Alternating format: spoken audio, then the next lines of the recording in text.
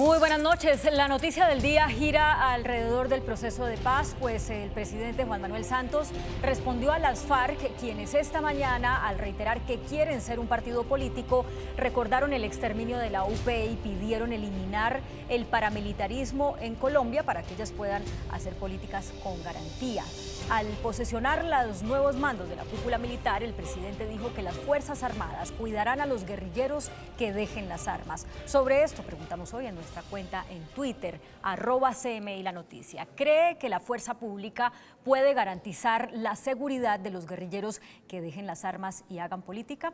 De esta y las siguientes noticias hablaremos en la presente emisión de CMI.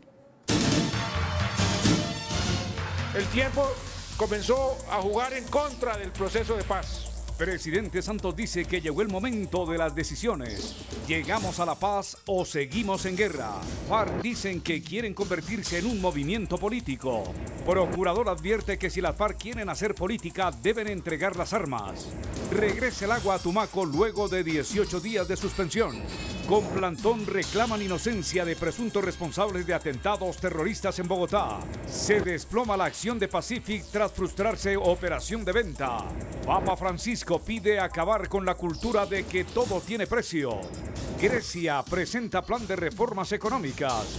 Aparatosa caída en el Tour de Francia. Leve lesión de Nairo Quintana. Técnico de Millonarios se compromete a pelear el título. Se realiza en Río Negro, Antioquia, la 7ª edición de la Feria Internacional Aeronáutica. Al final de la misión, los espectáculos aéreos de este importante evento. Hola, nuestros secretos regionales de hoy. 1. Desde Cali. Sigue en vilo el caso de Dilian Francisca Toro. 2. ¿Qué es lo que el gobierno está buscando en Medellín y que involucra a 8 departamentos? 3. ¿Qué pasa con el nuevo rector para la Universidad del Atlántico? 1 desde Cali, 2 desde Medellín y 3 desde Barranquilla al cierre de la misión.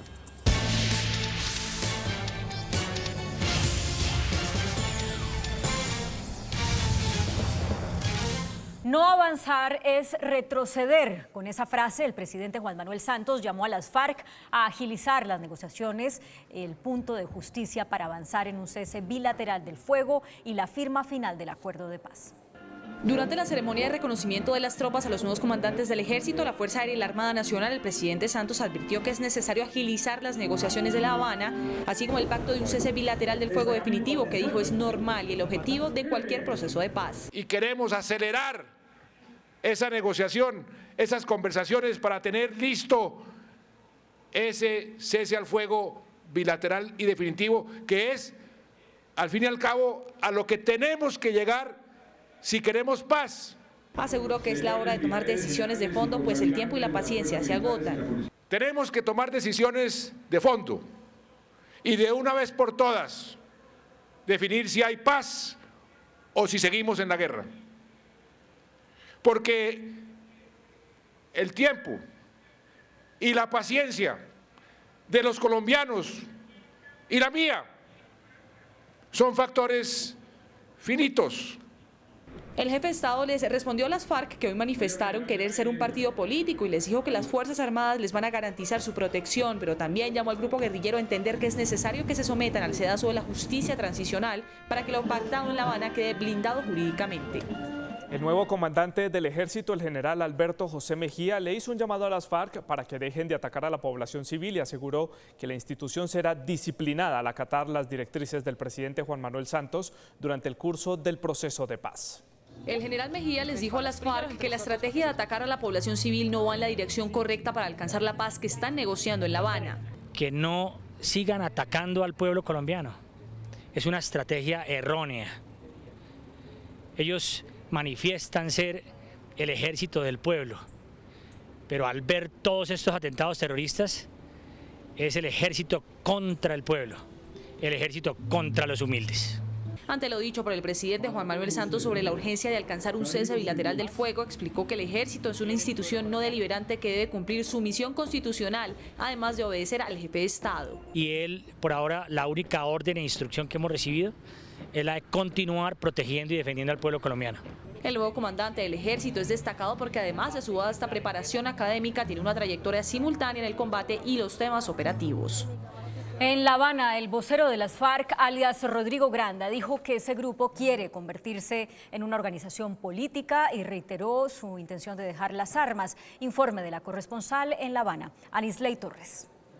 La delegación de paz de las FARC ratificó hoy desde La Habana la voluntad de su organización de deponer las armas y convertirse en un grupo político, pero para ello pidió al gobierno colombiano garantías de seguridad y la erradicación del paramilitarismo.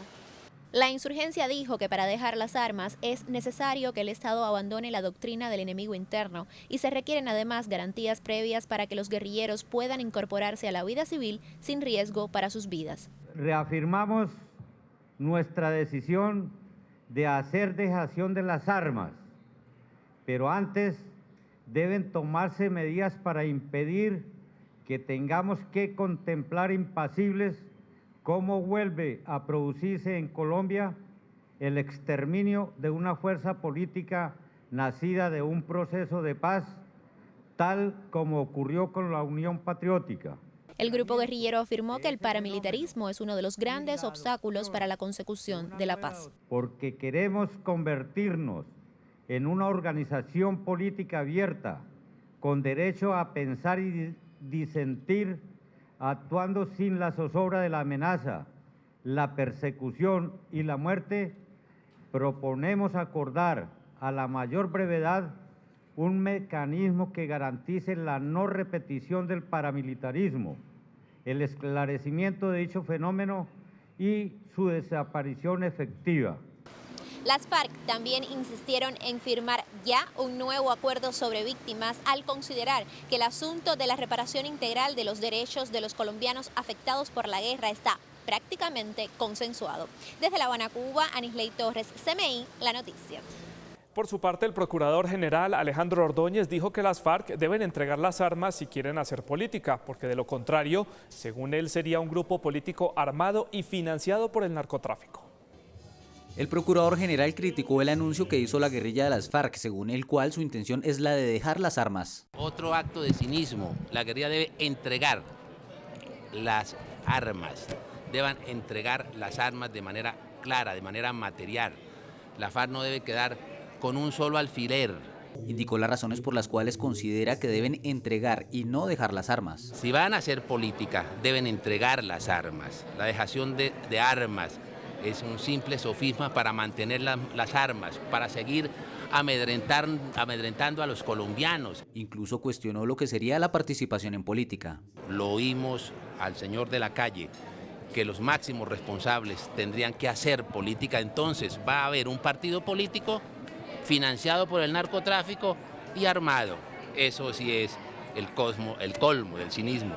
Esas son las cosas que debo advertir, esas son las cosas que no le gusta al gobierno, por eso me quieren sacar. Las declaraciones las hizo en el marco de un foro sobre el Código Único Disciplinario. La excandidata presidencial Marta Lucía Ramírez renunció a la Comisión Asesora de Paz tras asegurar que no fue convocada por el presidente Santos en momentos de crisis del proceso en La Habana, como en las últimas semanas. La exministra Marta Lucía Ramírez estima que la Comisión Asesora de Paz realmente no tiene mayor interés para el gobierno, que no la ha puesto en un lugar serio durante el proceso de negociación de La Habana. Ha sido simplemente el proceso paciente de hacer propuestas, de entregar documentos, de esperar que haya realmente una respuesta, un debate, un análisis de nuestras propuestas que están sustentadas además jurídicamente, y al ver que no hay ningún interés del gobierno en tener en cuenta lo que representamos, pues he tomado esta decisión. La señora Marta Lucía Ramírez calificó como un chantaje de las FARC decretar un cese el fuego por un mes y advirtió que un cese bilateral sería ilegal y peligroso para el país.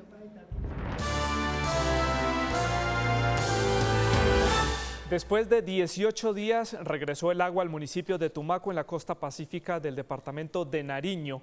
El servicio había sido suspendido después del atentado al oleoducto que contaminó los ríos que surten el acueducto de esa ciudad.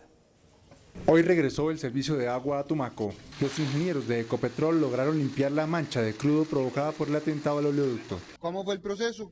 Primero, un gran trabajo de los ingenieros de Ecopetrol para contener el avance de la contaminación por los hidrocarburos, y segundo, un trabajo muy importante también de los ingenieros para generar la limpieza del agua. Los resultados de 6 puntos que se tomaron alrededor de la boca toma de la barcaza salieron con valores inferiores a los mínimos requeridos para poder utilizar el agua para consumo humano. El gobierno anunció que las pruebas hechas al líquido dieron positivo para consumo humano. Se empieza el llenado de las tuberías a partir del día de hoy y se empieza a sectorizar el agua, a distribuir en los 3 grandes sectores de Tumaco. Hoy empezamos con alrededor del 30% de la población, mañana el otro 60% y por último la parte de Los Morros, que sería la última donde llevaríamos el agua potable. El gobierno calificó la contaminación en Tumaco como el desastre ambiental más grave de los últimos años. A esta hora continúa en los juzgados de Palo Quemao la audiencia de legalización de captura de los 15 detenidos ayer que son acusados de participar presuntamente en los atentados terroristas registrados durante el último año en Bogotá y también en los de la semana pasada. Mauricio Beltrán, en ese lugar, ¿qué ha sucedido, Mauricio? Claudia, Santiago, muy buenas noches. Pues a esta hora, ante el Juzgado 72 de Garantías, se adelanta la audiencia de legalización de captura de estas 13 personas señaladas de haber participado presuntamente en estos atentados terroristas en Bogotá entre el año 2014 y el presente año, más exactamente el ocurrido el pasado 20 de mayo. Desde anoche, cerca de la medianoche, un grupo de manifestantes se acercó aquí al complejo judicial de Palo Quemao. Ellos han permanecido en un plantón solicitando o exigiendo la libertad de estas personas que según ellos son líderes sociales. Veamos la siguiente nota. ¡No somos terroristas! Están buscando terroristas donde solo hay líderes, hay activistas. Organizaciones sociales y juveniles rechazaron los 14 allanamientos y 13 capturas de quienes son señalados por la policía y la fiscalía de perpetrar atentados con explosivos en Bogotá. Incluso familiares de varios detenidos denunciaron irregularidades en los allanamientos y la recolección de pruebas. En mi casa, además de todas las atrocidades que volvieron la casa a nada, se han sentado a hacer el informe tomando gaseosa en mi comedor, en mi sala, comiendo pan. El padre de Sergio Esteban Segura, trabajador de la Secretaría de Educación detenido, dijo que su hijo es un periodista de izquierda y estudiante, pero no un terrorista. Primero hay que investigar, no hay que condenar sin mirar primero sus antecedentes. Es un muchacho que no tiene un antecedente. La Fundación Comité de Solidaridad para los Presos Políticos, que asumió la defensa de la abogada Paola Andrea Salgado Piedrahita, trabajadora del Hospital de Suba, y de otros 3 detenidos, aseguró que fue una captura mediática. Creemos que aquí hay una serie de elementos que nos pueden hacer pensar que se trata de un falso positivo.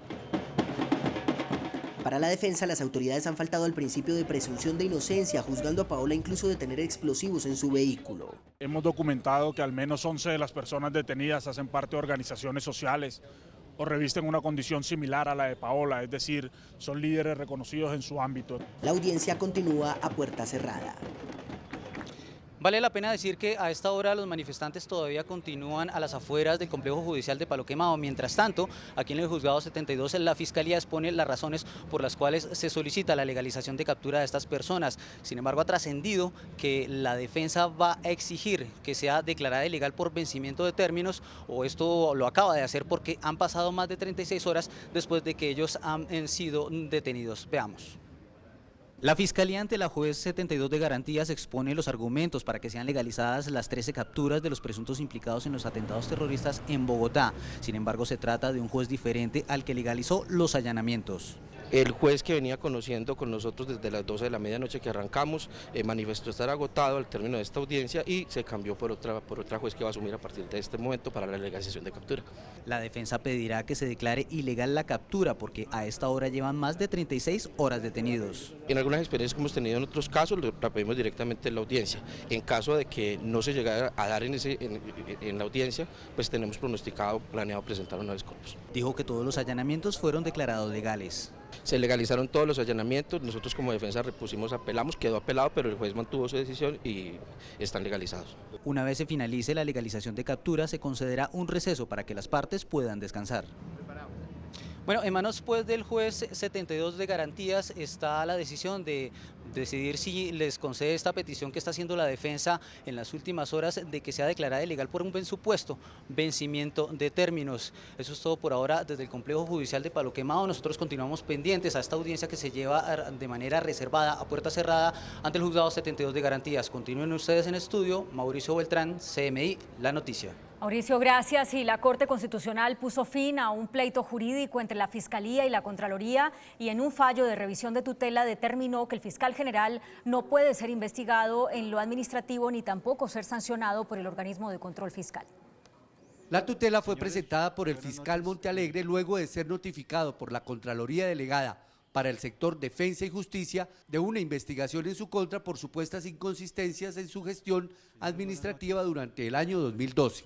Según el fiscal general, el organismo de control no tenía competencia para iniciar un proceso en su contra debido al fuero constitucional que ostenta su cargo. La revisión fue asumida por el magistrado Luis Guillermo Guerrero, quien presentó una ponencia en la que le da la razón al fiscal Montealegre y que fue acogida por sus colegas en sala plena.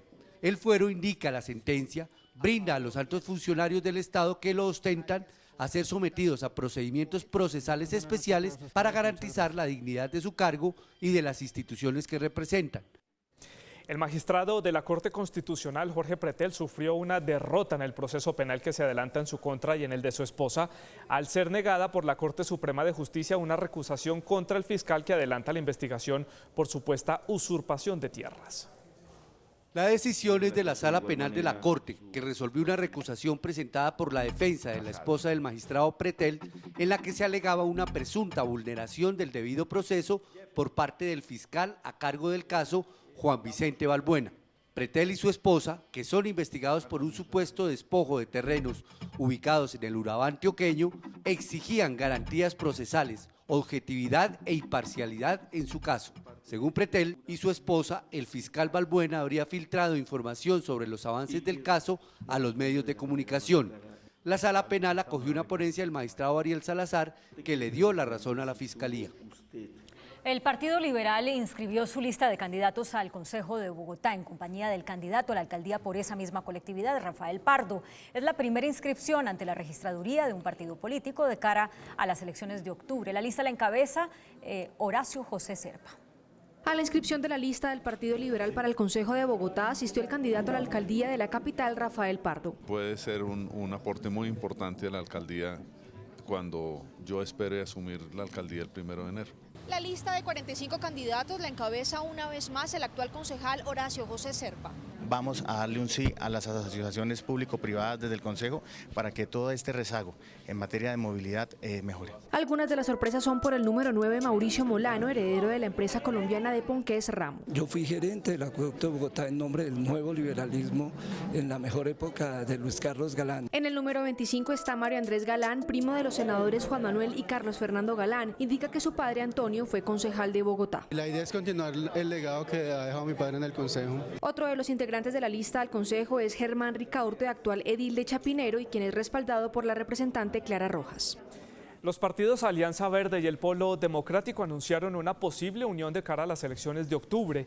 Mientras tanto, el movimiento MAIS avaló a Clara López, quien tampoco descarta una alianza con el progresismo a la alcaldía de Bogotá. La última reunión entre la Alianza Verde y el Polo Democrático culminó con posibles uniones para las elecciones regionales. Al encuentro asistieron dirigentes del directorio ejecutivo de ambos partidos. Mientras tanto, el movimiento alternativo MAIS otorgaba el aval a la candidata del Polo, Clara López, esto luego de que los indígenas le retiraran el respaldo a María Mercedes Maldonado por el movimiento Progresistas. Tuvimos una pequeña dificultad por la solicitud del movimiento Progresistas de que la palabra apareciera en nuestro logo, y eso tiene unas implicaciones a nivel nacional. Clara López no descartó alianzas ni con el progresismo ni con otras facciones de izquierda. Una convergencia muy amplia, de la cual esperamos que también puedan llegar a ser parte de los progresistas. Aquí no hay ninguna dificultad distinta a ir haciendo acuerdos para construir esa gran alianza que esperamos el próximo 23 de julio sorprenda por su amplitud cuando nos inscribamos como candidata a la Alcaldía Mayor de Bogotá. Por su parte, el candidato de los Verdes, Carlos Vicente de Rú, no ha descartado alianzas en un futuro con el Polo Democrático. La acción de Pacific Rubiales se desplomó en la Bolsa de Valores de Colombia como reacción a la negativa del Grupo Alfa de México y Harbor Energy de continuar con el proceso de compra de esta compañía. El gobierno y el sector privado esperan que no se frenen las inversiones de Pacific en nuestro país. Después de anunciar la terminación del acuerdo de compra por parte del Grupo Alfa sobre Pacific Rubiales, los impactos sobre la acción no se hicieron esperar. El precio del título se desplomó un 44,57%, que representó una caída de 11.040 pesos a 6.120 pesos en la Bolsa de Valores de Colombia. Para la industria petrolera, la situación podría generar nuevos ajustes. Más ajustes en los negocios que todavía ellos tienen operando en el país. Habrá un 30-35% que lo van a sentir, por ejemplo, las empresas prestadoras. La mayor cotización que se logró fue de 7.000 pesos. Sin embargo, el precio de la acción llegó a niveles del 31 de marzo y las expectativas son de mayores desvalorizaciones afectando a los inversionistas en el corto plazo. Por supuesto que de corto plazo, pues el tema es lamentable y va a tener unas consecuencias muy importantes en el valor de la acción de Pacific. Los analistas consideran que la negativa de compra pone en aprietos a la empresa, esto en materia de inversión, por su gran endeudamiento y menores ingresos por cuenta de la caída de los precios. Pacific está en una situación muy difícil porque la deuda de Pacific Rubiales es muy alta y la generación de ingresos de Pacific Rubiales pues está amenazada por cuenta de la caída en los precios del petróleo. El acuerdo terminado incluía la venta de 313 millones de acciones en circulación. La Unidad de Gestión de Pensiones y Parafiscales identificó un grupo de 4 abogados que alteraban los certificados salariales de miles de docentes de Cundinamarca para que recibieran un reconocimiento pensional adicional del 20%.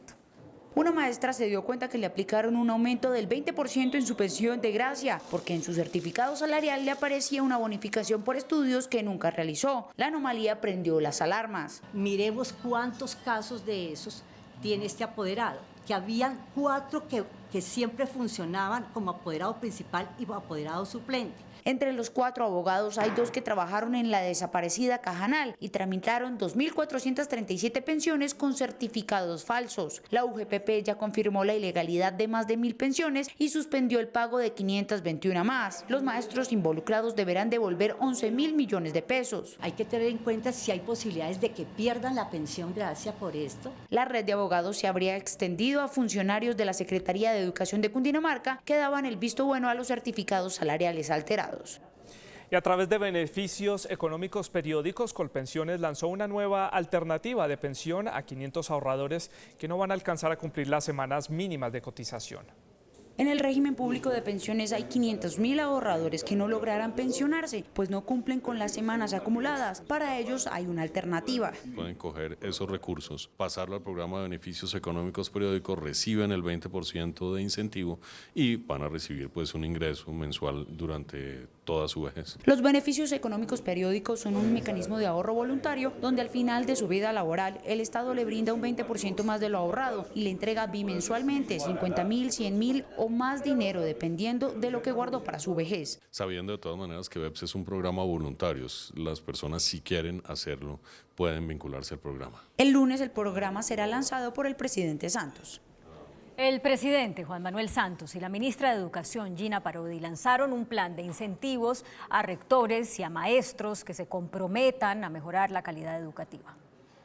En esta primera fase, el programa de incentivos a la calidad en educación inicia con los colegios de jornada única y con aquellos en los que tienen los tutores del programa Todos a Aprender. Si un colegio alcanza este mejoramiento mínimo, por ese solo hecho, su rector, sus docentes, su planta administrativa, todos y cada uno recibirán el equivalente adicional a un 50% de su salario. 4.800 colegios son elegibles para obtener estos incentivos a la calidad, con más de 208.000 maestros y 27.000 funcionarios en dichos colegios. En octubre los jóvenes colombianos presentan las pruebas Saber y eso significa que en enero el ICFES debe estar entregando los resultados para en febrero saber exactamente cuánto será el incentivo adicional para cada maestro, para cada rector y para cada planta administrativa. El presidente Santos señaló que antes en Colombia daba lo mismo ser un buen maestro que uno no tan bueno. Por eso el gobierno dará más dinero a los profesores que demuestren su compromiso con la excelencia educativa. Y el precio del dólar cerró a la baja, indicadores económicos en CMI. La tasa representativa del mercado que regirá para mañana viernes será de 2.670 pesos con 79 centavos. Los profesionales del cambio compran la divisa en 2.500 y la venden en 2.560 pesos. Un euro cuesta 2.941 pesos con 93 centavos. La libra de café en Nueva York se cotizó a $1 con 25 centavos. El azúcar se transó en 11,90 centavos de dólar la libra. El barril de petróleo WTI se cotizó en $52 con 59 centavos. Una acción de Ecopetrol cuesta 1.645 pesos. El índice de capitalización de la Bolsa de Valores de Colombia subió 0,39% a 1.300 puntos. La acción que más subió fue la de Extra, con una valorización de 6,52% a 245 pesos. La acción que más cayó en la jornada fue la de Pacific Rubiales, con una pérdida de 44,57% a 6.120 pesos. Y después de la pausa, Ricardo Lunari nos habla de Millonarios. Ya volvemos. Para conmemorar el 5º aniversario del fallecimiento del maestro Omar Rayo, su hija presenta en Bogotá una exposición en su honor. Después de comerciales, se las muestro. Acompáñala mejor. A continuación, CMI en línea con nuestra compañera Alejandra Ortiz. ¿Quiere generar su propio set de pegatinas y GIFs en unos cuantos segundos con solo tomarse una selfie? Dejar que la aplicación para móviles que les presentaremos a continuación en CMI en línea haga el resto del trabajo y además la pueda compartir en algunas aplicaciones de mensajería instantánea. Conozca Emu, una aplicación para dispositivos con sistema operativo iOS y Android, cuyas tiendas virtuales App Store y Play Store tienen disponible. Cuando abra el aplicativo, se activará inmediatamente la cámara de su dispositivo para que usted se ubique dentro de la silueta demarcada por Emu usando un fondo neutro. Luego, grabe una video selfie con el gesto que quiera. La aplicación le mostrará el resultado final, por si quiere cambiarlo o si quiere continuar con el que tiene. Al instante le aparecerán una gran cantidad de GIF y stickers animados, divididos en diferentes categorías como amor, fiesta, de los 70 y snack, entre otros. Cuando escoja el tema que se ajuste a su conversación, lo puede compartir a través de Facebook Messenger, mensaje de texto, Twitter, correo electrónico o descargarlo en su dispositivo. O si pulsa en la opción video, puede musicalizar su GIF o sticker. Emu tiene cerca de 120 fondos, a los cuales se agregarán muchos más. Estos se podrán aplicar fácilmente a las video selfies siempre y cuando el fondo sea claro. ¡Feliz noche! Gracias, profe. Hola, muy buenas noches. Bienvenidos a las noticias del entretenimiento en CMI 7 PM. En el aeropuerto José María Córdoba de Río Negro, en el departamento de Antioquia, inicia hoy F-Air Colombia 2015, la Feria Aeronáutica Internacional, una plataforma que reúne a la industria aeronáutica del país y el mundo. En su apertura se realizaron diferentes actividades, entre ellas un show aéreo y la exposición de algunas aeronaves, y ahí se encuentra mi compañera Andreina Solórzano con todos los detalles. El avión Extra 300L, un monoplano de fabricación alemana, es la nave en la que estos acróbatas conocidos mundialmente hacen maniobras realmente sorprendentes, volando muy cerca uno del otro, cruzamientos, caídas y hasta figuras en el aire.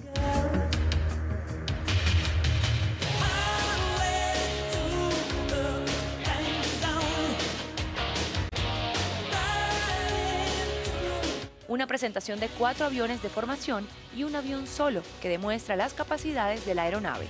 El cruzamiento de todos los aviones en un punto es algo que podría presentarse como complejo, pero principalmente nos enorgullece más que nada por ser una maniobra única de nosotros. Hoy también se realizó el primer sobrevuelo en Colombia del B-52, un avión legendario que sirve a la Fuerza Aérea de los Estados Unidos desde 1955.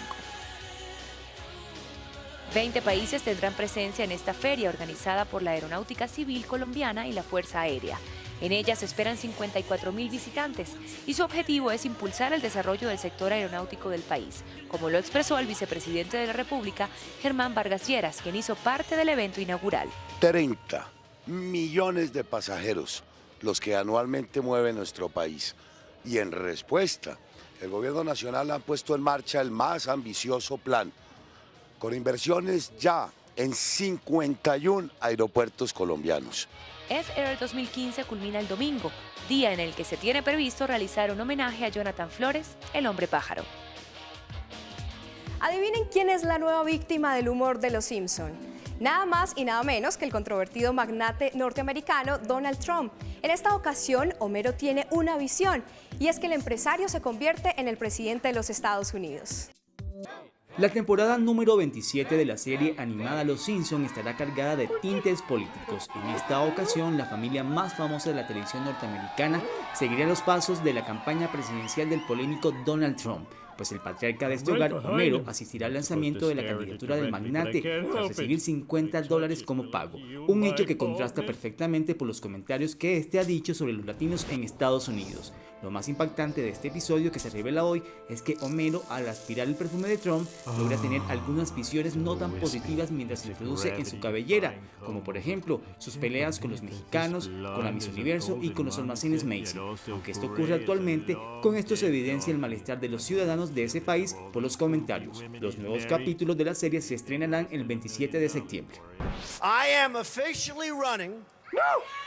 Se realizó en Bucaramanga el lanzamiento de la feria de cuero y calzado más importante de Colombia, Expo Asoinducals. Los diseñadores que harán parte de este encuentro presentaron un abrebocas de sus colecciones. Tonos eléctricos y tendencias fuertes impondrán el paso en la moda de Asoinducals, que durante 2 semanas se robará las miradas y captará la economía de varios países en el centro de Bucaramanga. Los colores eléctricos, los colores ácidos, que van a ser los neones, vienen también con mucha fuerza, viene mucha decoración, y el textil. Con la meta de lograr ventas por 7 millones de unidades de calzado, Expo Asoinducal 2015 espera la visita de 200 compradores de países de América y Centroamérica. Y como novedad este año, la Feria del Calzado trae la mejor de las alianzas con la moda y la confección infantil. Es una alianza estratégica que le va a permitir a todos los empresarios del sector calzado, sector confección y sector joyería poder mostrar el producto 100% colombiano. 60 colecciones nuevas diseñadas por empresarios santandereanos le abrirán desde este próximo 15 de julio las puertas a los mejores compradores y a las mejores tendencias del calzado nacional e internacional. El talento del maestro Omar Rayo perdurará gracias a sus obras y ahora aún más por su hija Sara, quien sigue sus pasos. Ella presenta en Bogotá una exposición en la que une el trabajo de su padre y el suyo. El papel es un dios de 2 espaldas, así titula la muestra de arte de Sara Rayo, hija de Omar Rayo, quien en el marco del 5º aniversario del fallecimiento del maestro le rinde un homenaje junto a sus obras que han itinerado por importantes galerías en Bogotá y Nueva York, teniendo el papel como lienzo protagonista. Y ha sido muy conmovedor ver cómo dialogan estas obras juntas. Esta es la primera vez que los veo juntos. Y es lindo sentir a mi papá aquí con ustedes. Muchas gracias. Una exposición traída desde el Museo Rayo en Roldanillo, Valle del Cauca, que estará hasta el 12 de julio en la Galería del Teatro Cafam de Bellas Artes. Hasta aquí las noticias del entretenimiento en CMI 7 PM. Andreina los espera en la emisión central desde Medellín. ¡Feliz noche! Después de la pausa, nuestros secretos regionales de hoy. 1. Desde Cali. Sigue en vilo el caso de Dilian Francisca Toro. 2. ¿Qué es lo que el gobierno está buscando en Medellín y que involucra a 8 departamentos? 3. ¿Qué pasa con el rector para la Universidad del Atlántico? 1 desde Cali, 2 desde Medellín y 3 desde Barranquilla después de comerciales. Buenas noches. Nuestros secretos regionales. 1 desde Cali. El hermetismo con el que se ha manejado la campaña a la gobernación de Dilian Francisca Toro no ha permitido establecer por qué la ex senadora no ha solicitado el respectivo aval de su partido.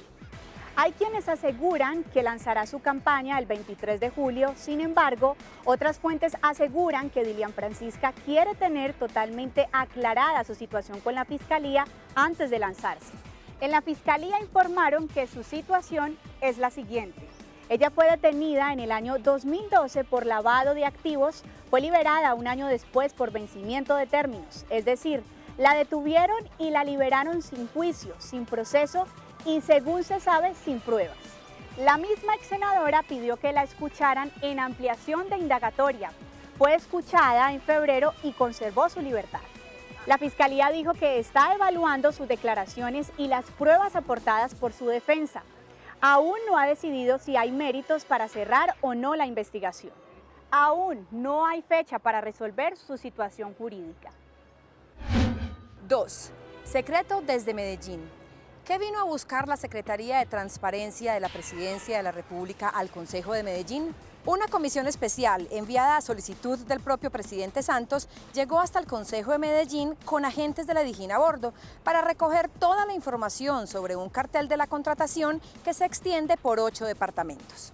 En Antioquia, específicamente, ese cartel se infiltró en el área metropolitana para la construcción y adecuación de paraderos de buses y algunas ciclorrutas en Medellín, con cuestionados contratos que suman 7.000 millones de pesos.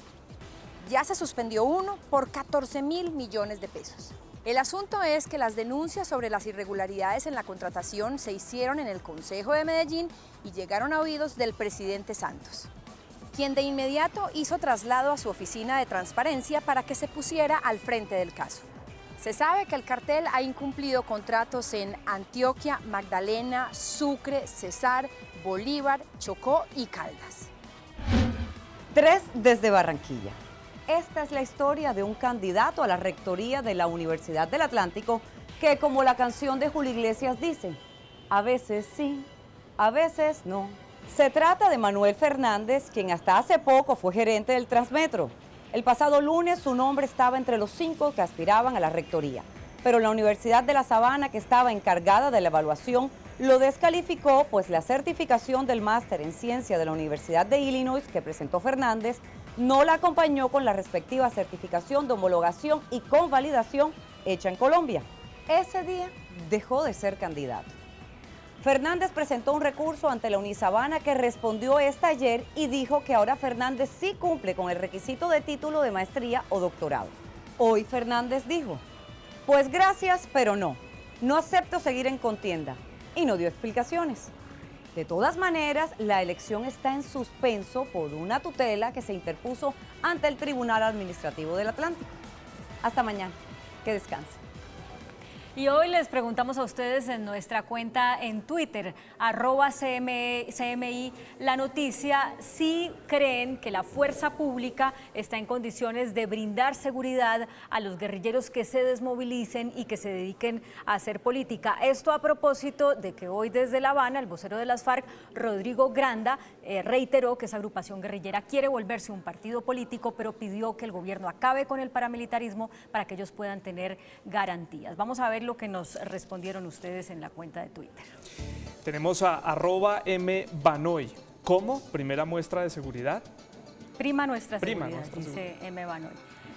@Gómez Claro, tocará armarse porque al ciudadano común, ¿quién le garantiza la seguridad? Y también @Lumalosi nos comentó hoy y dice, claro, se debe dar seguridad por la paz de este país, ya es la hora de dar oportunidades a un cambio.